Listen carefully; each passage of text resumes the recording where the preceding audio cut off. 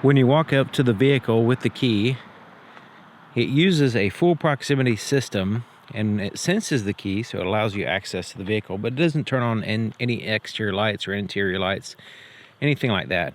When you hit the unlock button, it will flash the lights and then turn the headlights and the taillights on. When you remote start it, you hit the lock button, and then you hold to remote start. It flashes the lights and starts it up. Flashes the light some more, but doesn't leave any extra lights on to let you know that the vehicle started. So from a distance, when you press and hold the button, you see some flashing, but sometimes it's nice to have some certainty that the vehicle started because you can't hear it if you're too far away. Other vehicles have like a subtle light, maybe the parking light, something like that, that'll turn on at this point, but this one just completely goes dark. The headlight switch does have an off position, so you can toggle it off when the vehicle's still and it's in park, but as soon as you put it in drive, it'll turn the headlights back on. Now I have the parking lights on, and the parking lights are these white lights here on the front. They're fairly bright, but they're not overly bright like you're gonna mistake them for headlights, that kind of thing. These are your daytime running lights. They turn on with the parking lights, and they're a little bit brighter on the outer edge, but they are nice white color. Look pretty cool, I guess.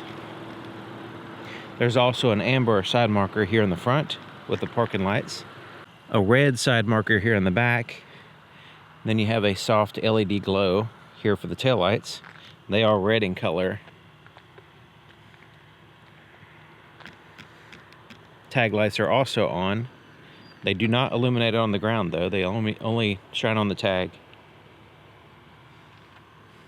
The turn signal here in the front is at the bottom. It's an halogen bulb, amber in color, and it's in that low position, and it's amber. So I would say it needs to be LED, and it'd be better if it was a little bit higher, but still fine.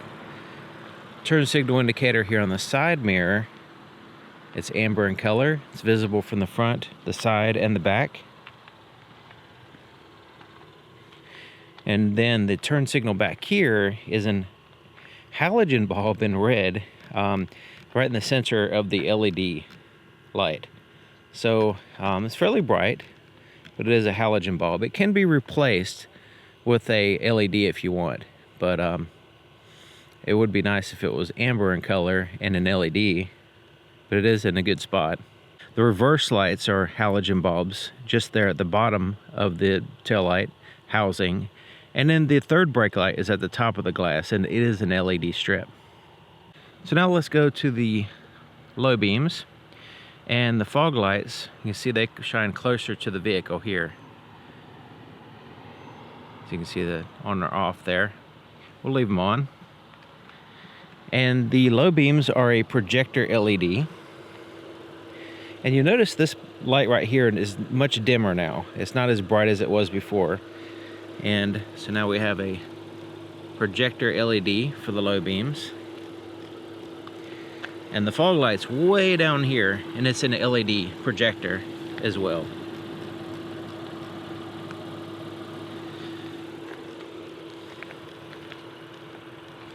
So the cutoff for these low beams, I can look directly at the headlights right now, and it's not blinding me or anything. But when I dip down to about 3 feet off the ground, that's where the cutoff is. So now let's go to the high beams. This vehicle does not have automatic high beams, by the way. Okay, so now the high beams are, I don't know if you can tell, you can see the color, they're a halogen bulb. The high beams are a halogen bulb, very similar to the previous gen Ridgeline. So they did upgrade to LEDs for the low beams, but the high beams are still a halogen. So you have that difference in color there.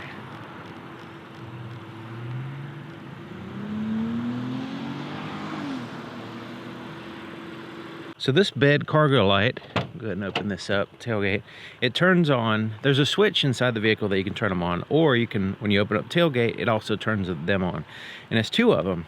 Now they are halogens, easily upgraded to LEDs though. And so a little bit brighter LEDs do a better job of illuminating this bed. You can see there's some spots back up here that are dark. So the corners here are dark. But the center of the bed's fairly well lit with these halogens. The brighter LEDs do a good job of filling it up. Now these are strategically placed. They're well done because when you lift this up, your trunk space is dark until you lift it up all the way, and then all of a sudden all the light goes right into that trunk. It illuminates it nicely, especially if you upgrade them to LEDs. Now there's a little bit of shadows and stuff, but overall having 2 lights, one on each side, eliminates most of those. So yeah, these are pretty good, but I would definitely recommend upgrading them to LEDs. This compartment here has no light whatsoever. The inside of the back door has no puddle lights, no approach lights, no pocket lights, nothing like that. The only light it has is a little finder light for the power window. All these pockets are dark, dark. This is dark. So the back seat light, halogen bulbs, there's actually 2 of them. There's 2 little lights there, and then you can turn them on independently if you need to. But they shine mostly in the seat, a little bit spilled there in the floorboard, but you know, with the black interior, it's a little bit better if it had brighter lights. You can upgrade these to LEDs, but I would say it's mediocre, I guess. There's no lights here on the back of that console. You can see there's a little power supply there that's dark. Now these are a little bit away from the back, to where when you lift these seats up, they do shine in this area under the seat. So that's pretty good. Does a decent job of the position of the light is well done. It just needs to be a little bit brighter, I think. The inside of the front door, there's no puddle light or anything, but it does have these little orange lights. This is part of the Trail Sport package, where it has the orange lights in this pocket. They're behind the handle. Then you have the backlit buttons here. This bottom compartment is dark. That one's dark. This is backlit. And then the fuel door button is also backlit. There's orange light there on the floorboard, and we'll see a little bit more of that when we get inside the vehicle. You can see the backlit buttons here to the left of the steering wheel. And then the front lights here are basically here in the center, and they shine mostly in the lap area. And they kind of have a little bit of light coming from the back there, but mostly here in the front. Okay, so I had the door shut, and you can see the backlit buttons and the ambient lights. Now I have my camera turned up really bright, so it looks like those ambient lights are brighter than what they are, just so you can see them. Because they're kind of subtle, and they're orange. So the orange light, very subtle there on the floorboard, and here as well. But like I said, this camera's blasting out brighter. So the cup holders also have this like orange glow as well. Pretty cool. See the buttons on the steering wheel backlit. I wish the stalks had some illumination there. Even with the interior lights on, it's hard to see them. And there is the gauges, partial screen, partial regular gauge. Here's the screen here. Let me go ahead and put it in reverse so you can see the camera system here. Looks pretty good. I'm going to go ahead and show you the settings that I have it on. So you can see there's no additional settings. Some people think that I'm not turning on all the settings, you know. Just want to show you that. And the navigation map. We'll look at that a little bit while we're driving. But it looks pretty good, the night version. Okay, so right in here, there's a spot where you put your cell phone, and it's completely dark.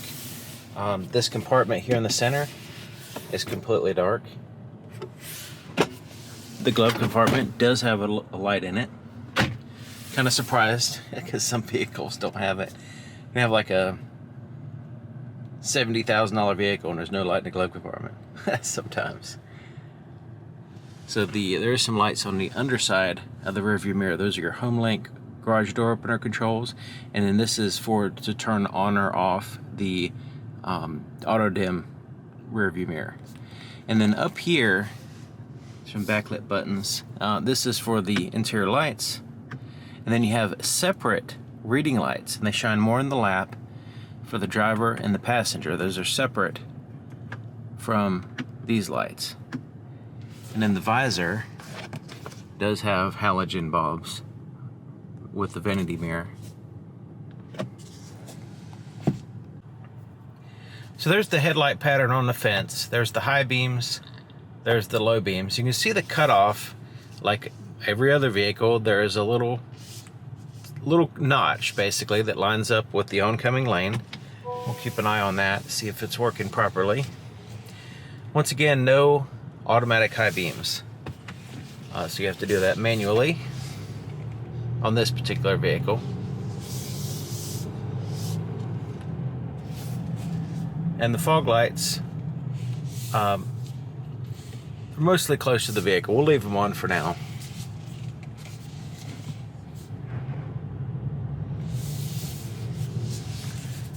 Let's see here. Yeah, you can see how they're close to the vehicle there. Turn them on or off.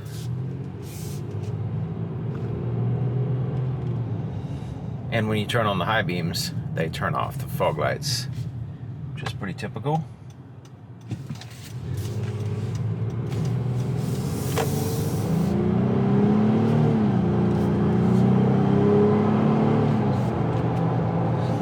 Okay, so we got the low beams on, and you'll see when we dip down this little bit of a hill, you'll see the pattern on the ground more. And you can see that oncoming lane. See the car there. So yeah, that little shadow lines up with the oncoming lane. Looking good. The cutoff is looking good. We're not blinding anybody. So yeah, the low beams are, I think they're a little bit better than the prior, before the refresh, but because they're LED, but they're not really super bright. They're a little bit brighter than the original ones. So like with my Ridgeline, it was a 2020, it had halogen low beams, and it was like within days I realized I have to immediately get some better headlights because they were very, not all that great. So these are not to that point. They're not like, hey, I need to upgrade these immediately. They're actually pretty decent, the low beams here. So I'm glad they went with the LED low beams. And the high beams, you can swap out the bulb fairly easy and get high LEDs if you like. Okay, so this road, if there's not very many cars, should be dark. Okay, so, and I have the brightness turned on the camera a little bit higher. Okay, so now, yeah, actually with they're halogens, but still, I can see in front of me pretty good with the high beams on. We still have the low beams, and then we'd add the additional light of the high beams, makes it fill in really good. There's very little patchiness to it. I can see the trees in the distance, and it's looking pretty good. So yeah, I'm kind of surprised that these high beams are doing so well. But I guess I shouldn't be, because halogens are fairly bright. They can be. And in addition, so you have 4 lights now, 2 on each side. They got the low beams and high beams on both sides. And yeah, I can see the trees in the distance fairly well. Yeah, these are good. So yeah, these aren't like excellent wowing me headlights, but they are better than what I thought they were going to be. They're definitely in that adequate range, They're not like inadequate. but yeah. And they would even be better possibly if you were to put some high quality high beam bulbs in there, LED bulbs in there. So, because we have a good pattern, they did a good job on the pattern. You have the projector and the reflector together, and it looks pretty good.